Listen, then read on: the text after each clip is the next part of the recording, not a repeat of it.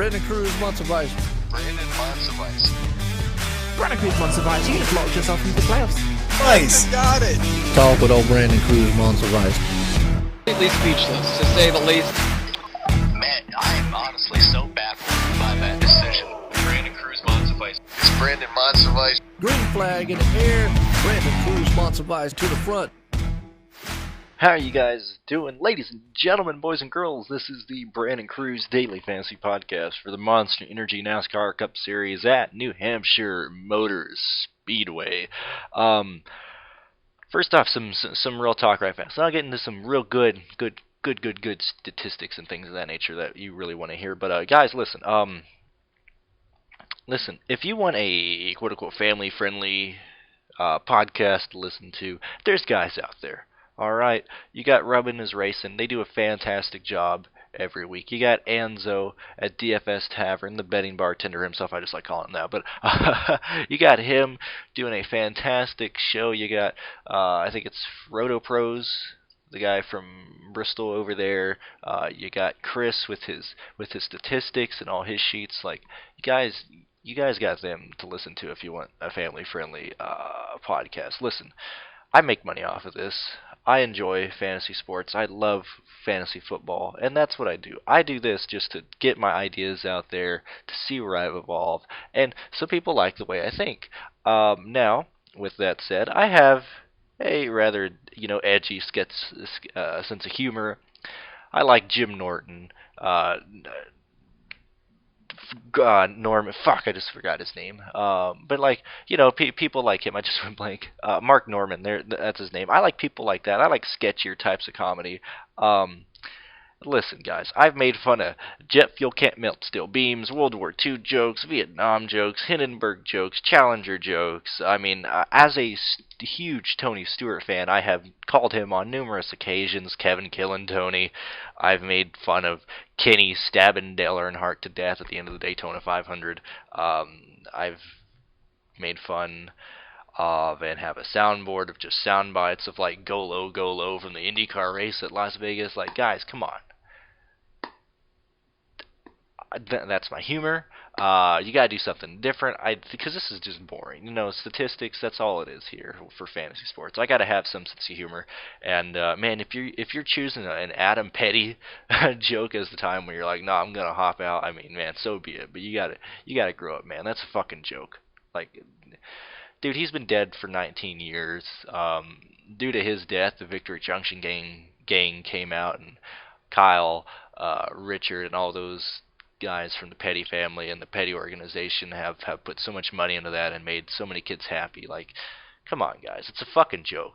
Like, grow the fuck up. Now, anyway, let's get into that. That's just based on the comments from our last video. Anyway, let's get into that. So, New Hampshire Motor Speedway. This is the rundown of this podcast. We're 3 minutes in. I'm going to go over the last 10 races, the last 8 races this year based on tracks smaller than a mile, who the best drivers here are, the last 3 races here, and then talk about qualifying and practice. Thought I'd at least throw those 5 things out there so you know what I'm going to talk about. So entering this weekend, looking at the last 10 races at New Hampshire Motor Speedway. And I'm recording this with, about 15 minutes left in final practice, so I'm sure I'll get the final results there in some form or fashion. Anyway, the last 10 races here, the people who have dominated, at least dominated, quote-unquote dominated, last 10 races, which is 1 last year and then 2 the last, 4 or 3 years after that, either way. So you got Kyle Busch, technically being the best one here. He has 10 wins, 2 starts, 6 top 5s, 8 top 10s here, and 2 poles. Martin Truex Jr. is right behind that, but that's based on his couple last years, his last few years' success here. 10 starts, 3 top 5s, and 6 top 10s. Brad Keselowski, 1 win, 4 top 5s. 6 top 10s. Kevin Harvick, 2 wins, 6 top 5s, 6 top 10s. Denny Hamlin, 1 win, 2 top 5s, 4 top 10s. Jimmy Johnson, 2 top 5s, 6 top 10s. Kyle Larson, 4 top 5s, and 5 top 10s. Logano, 1 win. Gotta get that lobster. No, that was the fucking dumbest soundbite I've ever heard in my life.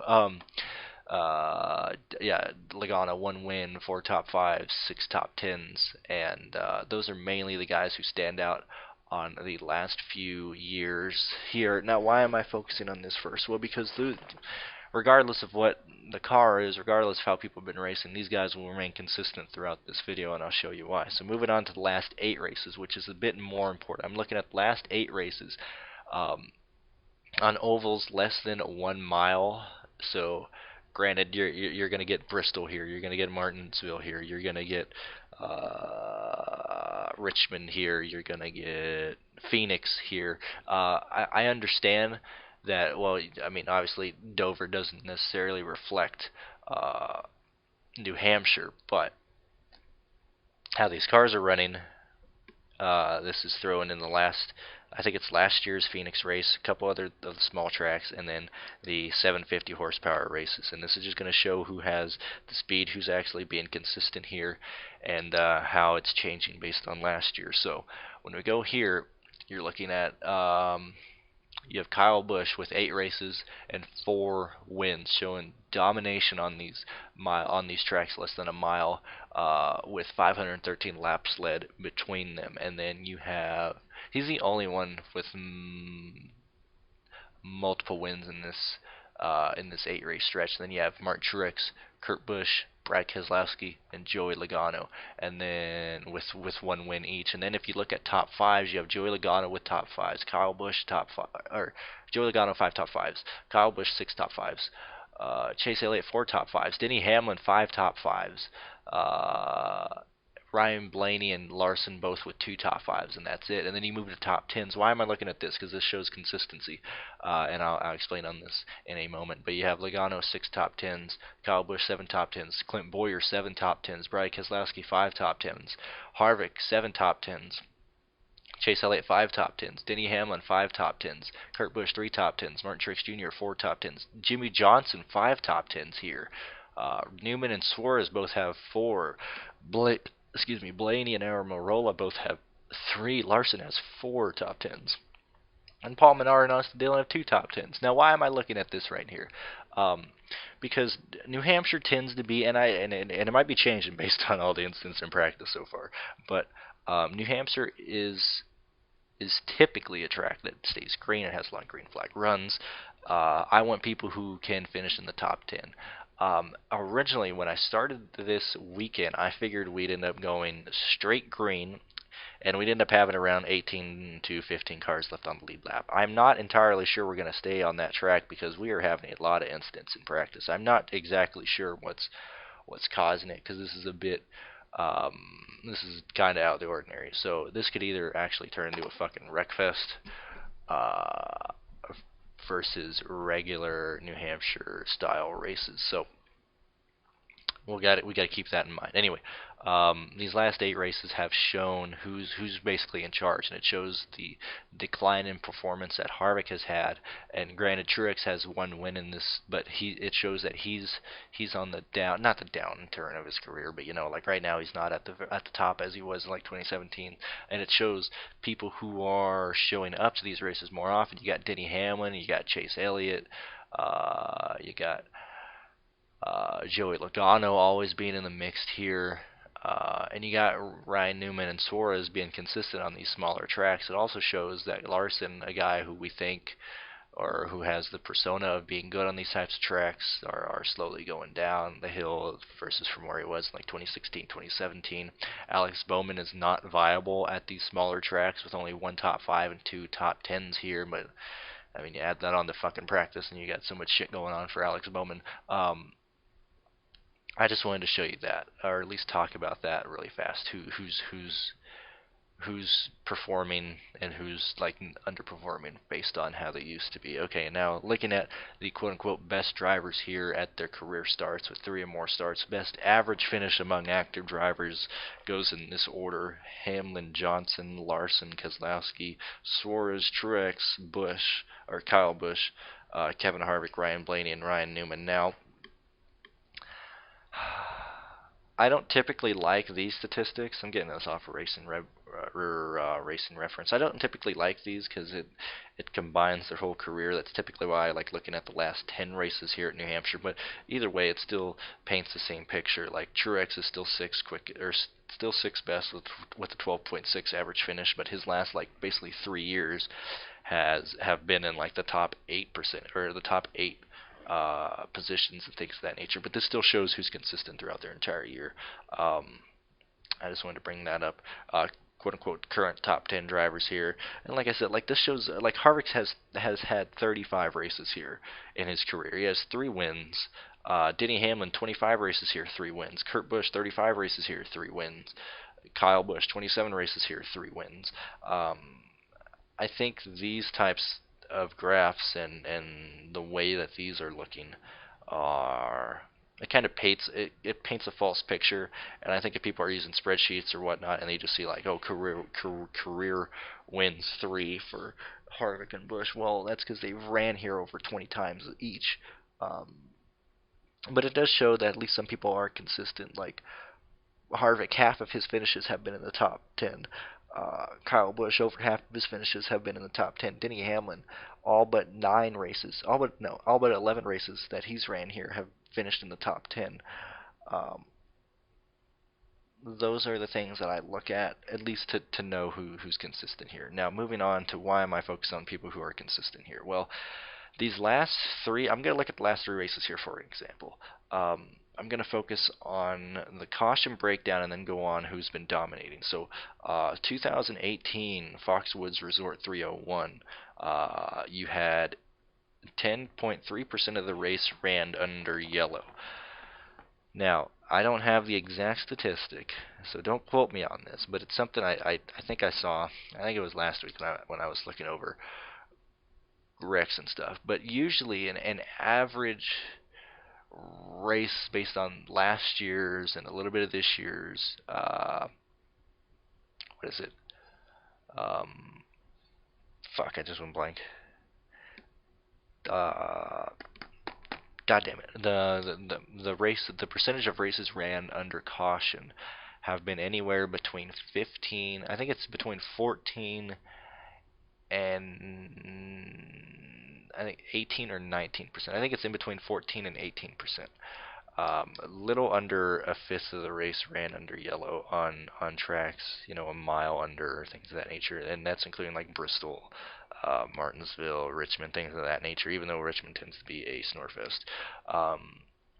This track is well under even the standard of like most oval, like most mile and a half, like 10.3% ran under caution is wild. So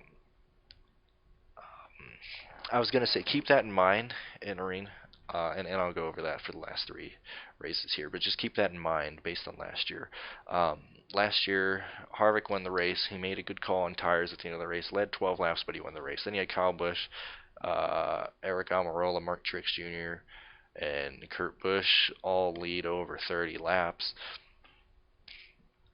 And Chase Elliott led 23, and the domination was really spread out. Like, you needed Kurt Busch, who started on the pole. You needed Mark Truex Jr., who started second, who ran very well, and then Eric Almirola, who started 13th, ran very well. But typically, whoever the pole sitter is and whoever's fastest throughout the practices ends up dominating the race. That's just how it usually ends up going. But yeah, caution. We had 7 cautions for 31 laps, but we had 3 actual crashes, other than like fucking stage ends and all that stuff. 3 actual cautions. We're not looking too good. Alright, now moving on to the 2017 ISM Connect 300. Now this is the race that was in the playoffs in 2017. Now who dominated this race? Kyle Busch, who started first, finished first, led 187 laps. And then you had Mark Truex Jr., who also was in a Toyota, who was also dominant that year, 112 laps, finished 5th, started 5th. Those are the only 2 guys who led laps. Yeah, the only 2 guys who led laps, other than Kyle Larson getting 1 lap led. But who were the fastest in practice? Kyle Busch, Mark Truex Jr. that year, and Matt Kenseth. I mean, you're starting to see a trend here of who's been dominant on these short tracks, and that goes back to what I said with The past 8 races are on tracks less than a mile, and the last few years at New Hampshire, just Toyota and these types of guys tend to dominate here. Like the Truexes, the Kyle Bushes, the Denny Hamlins, just people who are consistent. What percentage of the race this time ran under caution? 10.7%. Last race it was 10.3. They had They had 6 cautions for 32 laps, and they only had 1, 2, 3, 4. They had 4 actual crashes this year. This is not including stages. I don't believe so. No, not including stages, but they did have like 4 actual crash. No, into stage 1. What the hell? Why is it only showing stage 1? 1, 2, 3, 4. They had 4 actual crashes. My bad. Yeah, four actual wrecks here, and yet again, it just shows whoever was fastest in practice were there. Moving on to the 2017 Overton's 301, which is actually a race that I actually nope, never mind. I disregard that. Who won this race? Denny Hamlin, who was second. I believe he was in the top 5 in practice. And you had Martin Truex Jr., who led 137 laps, finished 3rd. This is just due to pit stops and how this race used to pan out. And then you had Kyle Busch in 18 lead 95 laps. Earnhardt Jr. lead 10 laps under pit cycles. And what percentage of this race was ran under yellow? Well, this one was 11.3, still under the usual like 14 to 15 to 16% that we see on regular ovals. So now that we got that out of the way, we're going to focus on this week's practice speeds. We're going to focus on this week and how people are rolling. There's a minute 45 left in final practice right now as I'm looking at my TV. I haven't been listening to it. I've just been kind of watching it. But let's look at qualifying first, because this is going to get fucked up royally. Why is this not popping up? Anyway, I apologize. What the hell is going on here? Hold on a minute. Hold the phone. Alright, I'm back. I could not for the life of me get a fucking thing to load with the starting grid. So, focusing on here, you have Kyle Busch starting for... I'm going to actually go from the... fuck it. It don't matter. Half these idiots are going to backup cars anyway. Between Kyle Busch... Why? Hold on, one more time. I apologize. Alright, I'm back again. I finally got everything lined up. For some reason, I did not have my windows opening up, and it was just like staying like stupid static. Based on qualifying, and yes, I understand that at the moment you have Newman, Denny Hamlin, William Byron, Kyle Larson, and Alex Bowman going to a backup car. And Alex Bowman's situation is really, really cool because it's something you don't see a whole lot. I don't see a fucking big reason why everyone's making a big deal of Alex Bowman is going to Jimmy Johnson's backup car. Like, dude, Centric Motorsports, all these cars are going to kick ass. Alex Bowman knows how to race. The only thing he doesn't have to worry about, and I'm not sure if they have the time. I'm sure they'll do it. I'm sure NASCAR will allow them to remain in the garage well after it closes today, and they'll get that car set up. And if they have to, I'm sure they'll remove Jimmy Johnson's seat and move Alex Bowman's in there if they feel like they have enough time. I don't see a reason why they wouldn't do that. And NASCAR has in the past, when cars are wrecked before a race or something, they've allowed the crew members to stay in the garage. Like right now it's like 12:30 my time. They easily have 9 hours to get that car ready before I think the garage closes or whatever. Like I'm sure they'll be working on that throughout the Xfinity Series race and the modified race right now. I don't see a reason to be concerned about Alex Bowman. Hell, he's being scored dead last anyway. Now I'm gonna have to check. I don't know right off the top of my head. I don't know if these other 4 guys are gonna be scored from where they started or if they're gonna be scored from the back. I have a feeling they're gonna be scored from where they started because they're not throwing the quali time out. They're just legit making unapproved adjustments. If that's the case, it's really going to put a lone emphasis on Denny Hamlin. But anyway, let's get into the starting grid. So you have Keselowski and Kyle Busch. Now, just keep in mind that I'm recording this right as final practice ended, so I'm barely getting that practice up right now, so I'll go through that. So yeah, first practice, granted, I don't really much care about first practice, but it does show who's showing some speed, who showed up to the racetrack. Kyle Busch was obviously stupid fast. Keselowski was 9th fastest there, didn't unload fast. Alex Bowman was fast in his first car, and so on and so forth. Then they qualified. So let's get into actual race-giving shits practices. So Eric Jones was the top of second practice. Brad Keselowski, second fastest in the second practice, and Kyle Busch, fourth fastest in the second practice. Now, looking at the times, Keselowski and Kyle Busch off their fastest time in this race trim practice, they are separated by 0.037 of a second. These guys are running close times. Keselowski, his fastest time was a 28.553. Kyle Busch was a 28.586. Basically running the exact same times. Looking at lap averages between these two, because these are going to be who your dominators are, I guarantee you.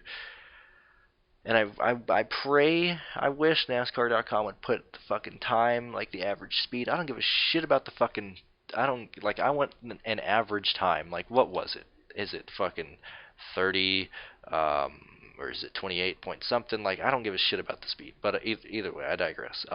Kyle Busch was third fastest, 10 lap averages in the second practice. Keselowski was fifth fastest fifth fastest, 10 lap averages. Why is this important? If they're running the exact same times, it's gonna be hard to pass the leader. But I feel it that it's gonna be a Kyle Busch style weekend. I feel like he's gonna get the advantage. He's gonna have the faster car. He's gonna get around Keselowski, and Kyle Busch is going to lead. Looking at practice 3 between these two guys, you have Kyle Busch, third fastest, Keselowski, sixth fastest in overall speed. Looking at 10 lap averages for these guys, you have Kyle Busch, second fastest, and Brad Keselowski, third fastest. Now, what this tells me is these guys have a dead even tie. Looking at the two 2017 races and the one race from last year,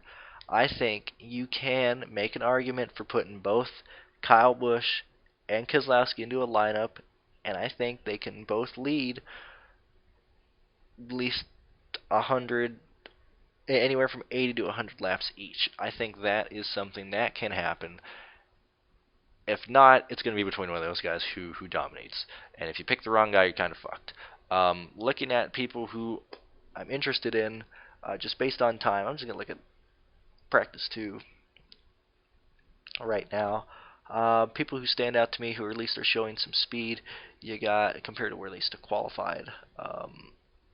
Actually, let's go through the qualifying data right fast. So Alex Bowman blew up a drive shaft in qualifying. He's gonna be scored from 37th. He's still gonna be chalk. I don't give a shit if he's driving a backup car from the 48. Alex Bowman is chalk. And then you have Denny Hamlin, who started 23rd. He's going to move back, so thank Christ Denny Hamlin started farther back. And I believe Denny Hamlin will very easily finish in the top 15. Him starting 23rd does not deter me at all. And I pray to God it knocks people off of Denny Hamlin. William Byron, the same fucking story. He was going to start 22nd, starting, going to be scored from the back. Because of a backup car making unapproved adjustments. This is assuming they don't update it, which I don't think they will. If they do update it, all these guys are fucking chalk. But I really like William Byron too, starting in the back. Kyle Larson. This is when I was gonna fade Larson anyway. Him starting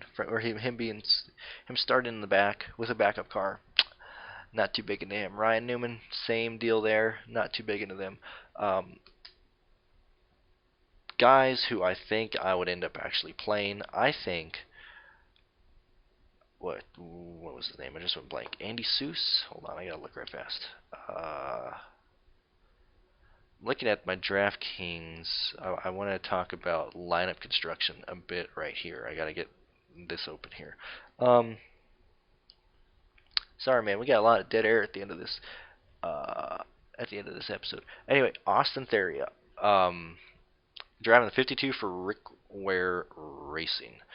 is a guy that I actually really like. 52. He's from the Truck Series, and he's not that bad of a driver. Now, normally when you see a Rick Ware racing vehicle, you get really terrified. Not in this situation. Austin Theriot is a guy that I actually like as a truck driver. He's $4,900. I think this will be his first ever start in the Cup Series. I think you're going to need at least one good punt this week.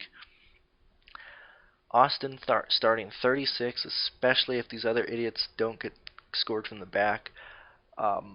Granted, Austin's not showing. He's definitely not showing speed this weekend. 34th fastest in practice 3. In practice 2 overall, Austin was 35th fastest, but he's faster than Andy Seuss, and he's right around the 77 of Quinn Hoof, who I think was in the optimal lineup last week. I could be wrong. And he was 37th fastest in the first practice. But, you know, for $4,900 for a guy that I think will actually end up running the whole fucking race, because Rick Ware at least runs those cars into the ground. He doesn't start and park them. I like Austin at $4,900 for a one-off or a good little punt right there. Same with Castle. I think I'd probably go with Landon Castle as well for a good punt. Moving up the starting grid. Let me go back to the starting grid if I can find it. I got so many windows open. So you got Andy Seuss. Matt Tiff starting 30th. You know, you do you, Poppy. I like Ryan Preece starting 28th. Came from these types of racetracks. Ran modifieds. Ran K&Ns. This is the type of track that really suits Ryan Preece as a modified driver. I think starting 28th, a lot of people forget that he's come from that background, and I think he can at least finish in the top 22. I like him. I like Ryan Preece over Bubba Wallace, so I would go with Ryan Preece. Ryan Newman's going to be starting he's going to be scored from the 26th position, running in his backup car. I think he's still a good play. I think he can easily get a top 18. This is assuming no one wrecks, okay, guys? So this could be a fucking wreck fest. I'll get onto that. I like Chris Buescher starting 25th because a lot of the main guys who would start in front of him are going to backup cars. That automatically puts Chris Buescher at like 20th in starting position, and I think he can at least hold that. He's good. He's a good guy. When you give him track position, he can stay up there in the front. He can run well. I like that. Like I said, I already like Denny Hamlin. Him being scored or starting in the back, being scored at 23rd, almost puts me on him more because I think people will look away from him and William Byron. I like those two guys as low-owned plays. I don't feel like people are going to play them just because they're being scored from the back. Not interested in David Ragan. Not interested in... you know what? Hemrick is interesting. I'm going to have to go back and look at his Xfinity history on these types of racetracks. I want to see how he used to run. If I see that Hemrick ran well in the past, I like Hemrick. If not too big into him. But I haven't done that yet. Ty Dillon, not interested. Paul Menard, not interested. I think I'd rather go with people starting farther back than Paul Menard. I like Clint Boyer starting 15th now because Larson will be put in the back. Yeah, I like Clint. Earlier this year, Clint showed that he was stupid fast on these smaller tracks, whether it be Phoenix, whether it be Richmond. He was showing some speed there. I think he can do the same here. Larson starting from the back, not interested. Kevin Harvick, I love Kevin Harvick here. I think with all the people starting in the back and the different plays that people are going to do with Keselowski and Kyle Busch, I think Harvick will be the lowest owned of these top guys. But I don't think by a whole lot. I think a lot of these guys, I think Keselowski, Busch, Harvick, Truex will all hover around anywhere from 15 to 25% ownership. Obviously higher for Keselowski and Busch because he's starting on the pole, but I think that's where they will be. Not too wild about Chase Elliott. Not too wild about Stenhouse. I think I'll go in a different direction. Not too wild about Johnson. Don't think the ownership's going to be there. He'll be a good pivot. Same with Eric Almirola. I like Joey Logano. Not too big into Benedetto. Obviously like Truex. Not big into Blaney. Not big into Jones. And I would like Kurt Busch, but if I'm going to go in that direction, I'll choose Eric Almirola or Jimmy Johnson over Kurt Busch. Now, guys, typically this race has been a snore fest. It has been boring. It's just been a lap turner. I'm not entirely sure what it's going to be like based on how practice has gone. Obviously, you guys have seen all the incidents and wrecks from practice. I don't know if that's going to play a big factor. I don't know if that's guys just pushing. I don't know if it's the package. Don't know if it's probably the track, just because the track fucking sucks. You already know my opinion on that.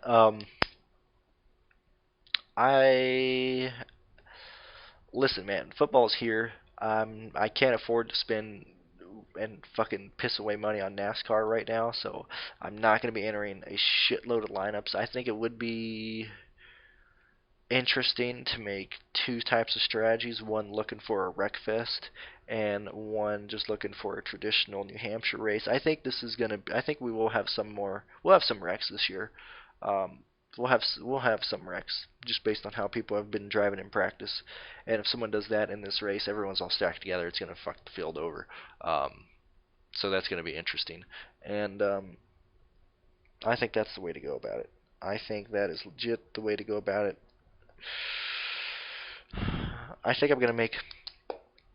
I'll probably make a lineup based on domination and probably have some punt in there, like probably Austin Theriot or Quinn Hofer or something along those lines. Now, based on DraftKings lineup construction, I know we're going on 30 minutes right here, but let's say for the sake of sanity, I'm gonna make sure every one of my lineups has Bowman in it. Starting 37th, I don't give a fuck, dude. He's $8,800. Starting last, I'll take that. So everyone is going to be working with $41,200 in DraftKings to make lineups with. So you have Alex Bowman. Then where do you want to go? Do you want to go Kyle Busch or Keselowski? I'm just going to say Kyle Busch for the sake of more expensive. So Kyle Busch is $11,900. So you have Alex Bowman and Kyle Busch together. That leaves you an average remaining salary of $7,300 for the remaining guys. Now, I want to see what other people are saying. I want to see how other people are looking at this strategy because, like I said, I am still a huge fan of Denny Hamlin and William Byron. So, for example, if I still wanted to make that happen, I can. I would just need a punt. I don't know if people are going to do that. But let's say people are going to go to Chris Buescher, who's at $7,100. People are going to go to, let's see here, Ryan Preece at $6,000, so that brings you back up to $8,100 left on average. Let's see, Clinton Boyer. I think Clinton Boyer is going to end up gaining ownership just because he's at $8,400. A lot of people can afford him, and fuck it, we'll throw Newman on here. So here's the lineup I just made to give you an idea of where people might end up going. So I have Bowman, Kyle Busch, Chris Buescher, Ryan Preece, Clint Boyer, and Ryan Newman. Let's reconstruct that in a different form or fashion, maybe going towards my way. So I got Bowman, Busch, Denny, Hamlin. That leaves me $6,300 on average. Let me throw Austin on there for $4,900. That brings it back up to $7,300. And I can work with that. You can throw William Byron on there, and then you can still end up having, like Chris Buescher or Menard or Hemrick, or even Stenhouse there. A lot of lineups are going to have Bowman. It's going to be Bowman, Kyle Busch, Keselowski as the starting. That's going to be the starting core of most lineups. You could take a pivot. Let's see. Okay, I'm curious. Let's see if I went Kyle Busch and Keselowski. See if I have both those guys in a lineup together with Alex Bowman. That's $6,200 left on average. So I got Alex Bowman, Kyle Busch, Brad Keselowski. You're going to have to drop down, take a punt. I'm just going to let's just throw Quinn Hoof in there for $5,100 just to show, because I think this is when people would get desperate, and this is leaning on more towards people wrecking out. You just need a guy who's going to stay in the race the whole time. So Alex Bowman, Kyle Busch, Brad Keselowski, Quinn Hoof, however you pronounce his fucking name. $6,700 left on average. Say if you want to be cute, and take a low on play, you take Hemrick at $6,400. That still leaves you $7,100. That brings you right back to Buescher. So what is this showing me? Just making some lineups right now out of random. Chris Buescher and Clint Boyer show up a lot whenever you're making a lineup. That's just where your money ends up going. It's where the player pool ends up pointing you. So because of that shows that Clinton Boyer and Chris Buescher they're going to have ownerships just based on where DraftKings is making it go. Say if you put Alex Bowman, Harvick, Keselowski together, $6,400 left on average. I think that's where a lot of these lineups are going to be made now. How can you use that to your advantage? Well, if everyone's going to be dealing with anywhere from $6,500 to $7,500 left, you can start attacking more people in the $9,000 range. That's where you're going to have some low-owned guys. So, say you can target Chase Elliott, Denny Hamlin, not Kyle Larson. He's starting in the back. Jimmy Johnson, Eric Almirola, and you're still going to have a very, very good lineup. Let's say right now I have Alex Bowman. I'm going to throw Eric Almirola together in that. I'm going to throw Chase Elliott into that.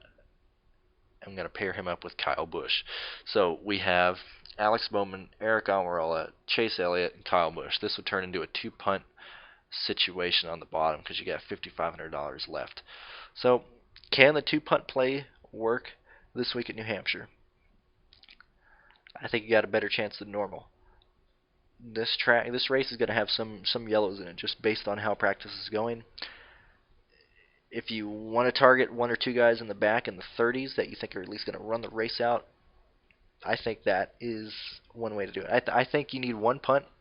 Man, I keep saying I think a whole lot. That probably has to drive you guys fucking batshit insane. My final idea for lineup construction right now. One punt under $5,000. Or under $54,000. One guy in the $9,000 range to have a low ownership, probably Chase Elliott. A lot of people aren't going to go there because they're going to be looking at cheaper guys.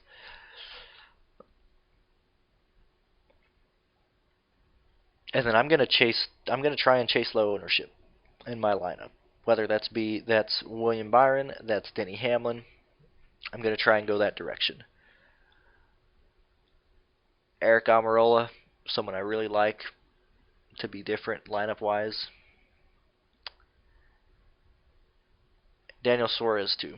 Starting 13th, he has a really good track history here at New Hampshire, and he's in a better car than he was last year with those fucking Toyotas. I think he's doing better in the Fords this year, and he's $7,800. I think he's a good pivot, actually looking back at how I was making those lineups.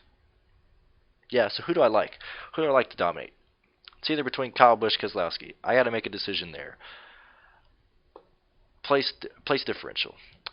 Denny Hamlin, I know he'll be starting in the back, but he's scored from the 23rd position. He could finish in the top 15. I like Chase Elliott. I like Alex Bowman. Obviously, he's chalk.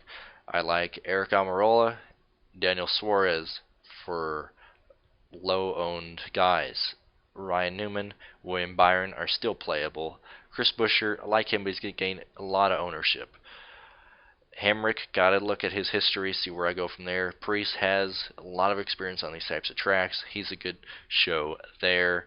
And this might be a week that I'm just going to fucking bet stupid low and go with Austin Theriot as my punt play just so I can throw other guys together.